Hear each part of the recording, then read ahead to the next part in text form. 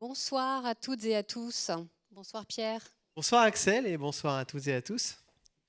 Alors nous sommes ravis au nom de Bearing Point et Kantar de vous retrouver pour cette nouvelle édition du podium de la relation client et la révélation des lauréats du podium de ce soir. Nous sommes d'autant plus ravis que cette édition, c'est le fruit d'une longévité. Nous existons depuis près de 20 ans désormais avec le podium de la relation client et nous sommes également ravis de l'effectuer avec nos partenaires ce soir, Lefebvre Dallos et Relations Client Mag.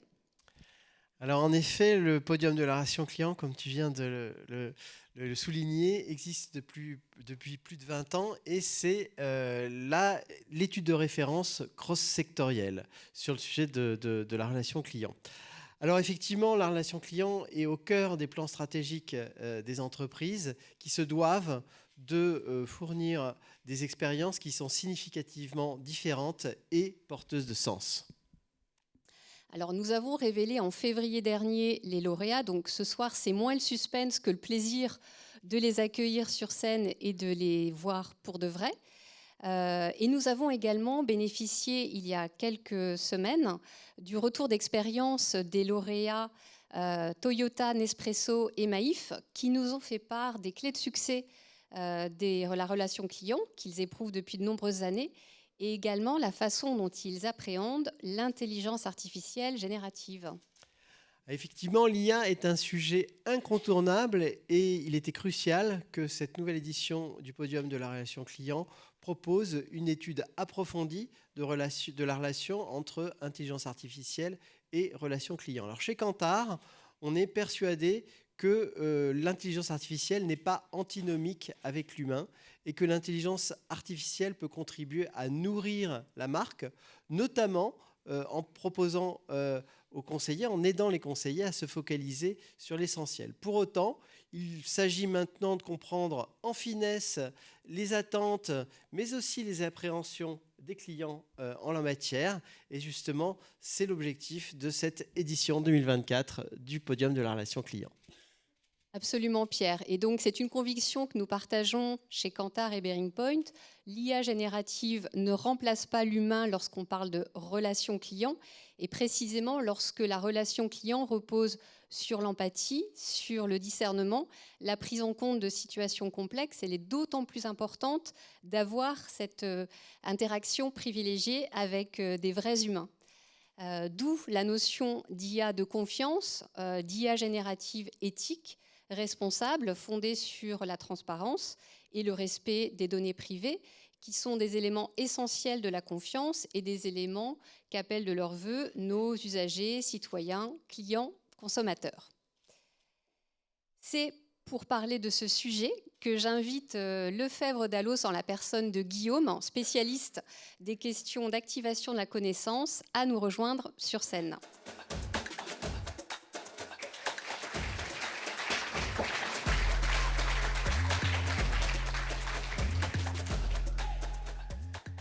Merci.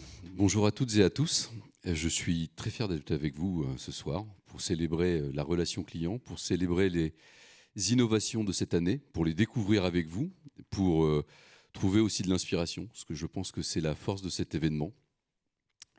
Mais surtout très fier, puisque pour Lefebvre Dallos Compétences, c'est la première fois que nous participons à cet événement. Et pourtant, ça fait 20 ans que la relation client est au cœur de notre stratégie, 20 ans que nous accompagnons les directions de la relation client, aussi bien les managers de proximité que les conseillers de relation client, dans les mutations, dans le développement des compétences, pour les accompagner à adapter leur posture, leur savoir-être, leur savoir-faire. Et donc c'est un immense plaisir pour nous, sur un des marchés qui est peut-être le plus stratégique pour Lefebvre Dallos, puisque c'est notre premier marché qui représente 20% de notre chiffre d'affaires. Donc c'est quand même quelque chose de conséquent, de participer avec vous à cette remise des prix, à ce podium de la relation client. Aujourd'hui, on a une conviction, également partagée avec Bearing Point, c'est que l'IA, les technologies, n'ont jamais remplacé l'humain dans la relation client. On a toujours besoin de l'humain. Par contre, effectivement, il faut qu'on adapte les compétences comportementales, il faut que nous travaillions à la réassurance des individus, il faut que nous les accompagnions dans leur efficacité professionnelle, à adapter leurs gestes et leur savoir-être.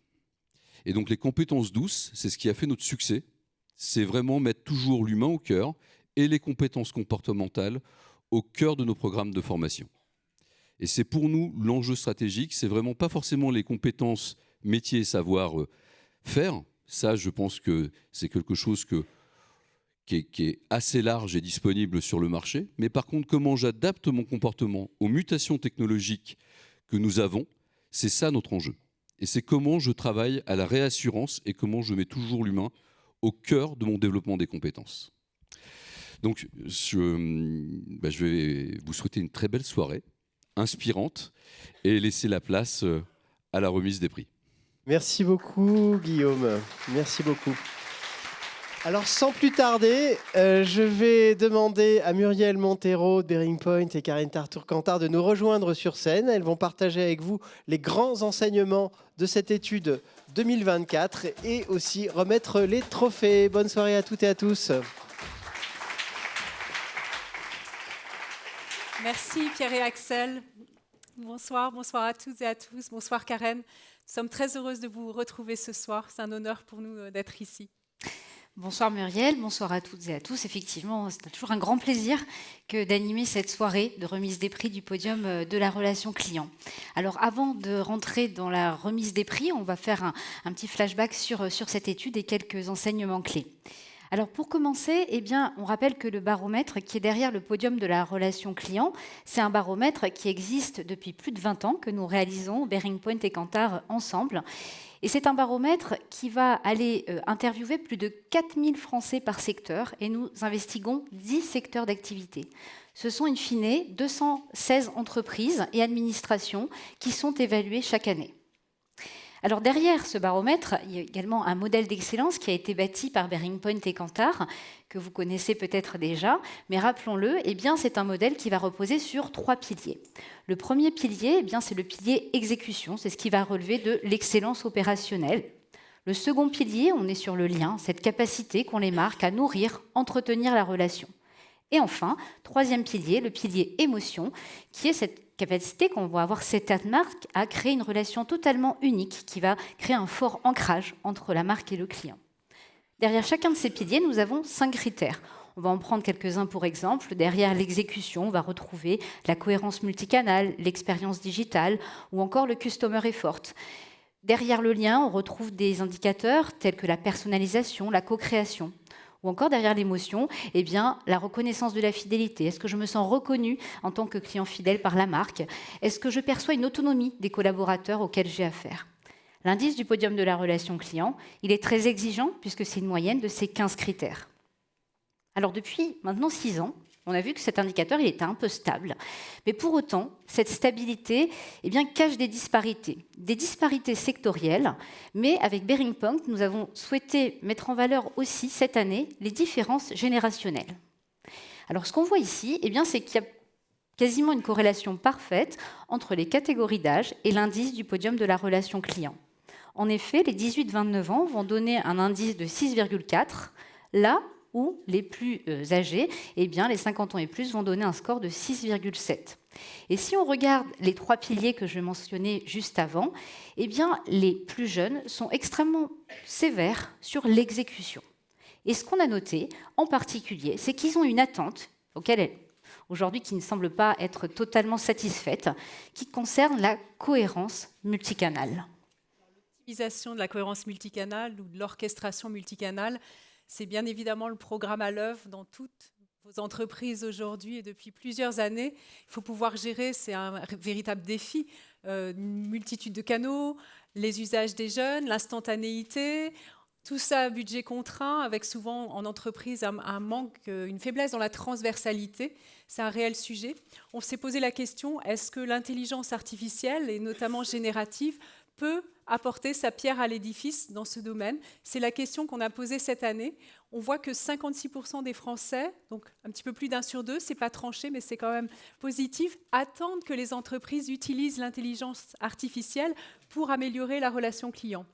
Donc il y a une ouverture, une opportunité pour aller chercher plus d'automatisation. Ça fait évidemment 10 ans que c'est enclenché partout dans ce domaine, mais on voit que pour les 18-29 ans, c'est même 73% qui l'attendent. Donc la porte est ouverte. Et que va-t-on pouvoir faire avec l'intelligence artificielle générative notamment? C'est la deuxième question qu'on a posée sur ce zoom de l'étude. On voit 3 principales opportunités. Permettre d'être plus facilement joignable, accessible. On voit aussi l'enjeu de réactivité, d'efficacité. Et c'est ce qu'on retrouve d'ailleurs dans les cas d'usage mis en œuvre sur le traitement des demandes simples, sur l'exploitation de la voix du client et aussi sur tout ce qui va être synthèse des conversations. Et la troisième raison, on retrouve cette cohérence multicanale puisque l'intelligence artificielle, en permettant à l'échelle d'aller soumettre aux clients des contenus et des éléments de langage peut-être plus systématiques et plus cohérents, va peut-être aider ce critère. Séduire les jeunes demain, en tout cas, l'enjeu et le défi qu'on se soumet, c'est de faire remonter cet indice podium global l'année prochaine. Voilà. Il reste des freins, évidemment, et quand on interroge ces Français, ils sont encore un petit peu gênés. La machine ne me comprend pas, elle va trop vite, elle est froide, distante. Voilà. Donc ça rejoint ce sujet d'intelligence artificielle, on va dire éthique, déontologique, plutôt au service des conseillers. Il faut trouver le juste équilibre. Et évidemment, ça ne viendra pas remplacer l'humain, mais plutôt compléter, enrichir. C'est vraiment ça le sujet de demain. En effet, alors tu soulignais, Muriel, la question d'éthique, de déontologie. Quand on pense à intelligence artificielle, générative en particulier, on a une question aussi, une appréhension, la menace sur l'emploi.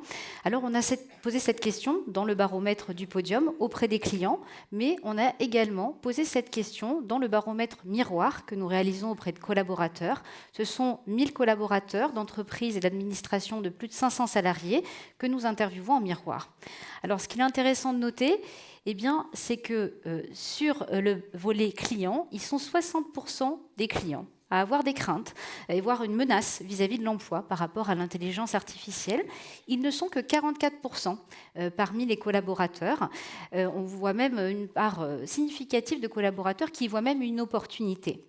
Alors ce chiffre, il est intéressant. Il a été, je crois, parfaitement illustré par des témoignages qui ont été faits par nos lauréats. On le signalait en introduction le 21 mars dernier, que je vous invite à réécouter si vous n'avez pas eu l'occasion de le faire. Parfaitement illustratif, finalement, de cette intelligence artificielle qui vient simplifier, qui vient enrichir, mais qui ne vient pas remplacer. Alors, on a la chance d'avoir nos lauréats parmi nous ce soir. On va passer sans plus tarder à la remise des prix.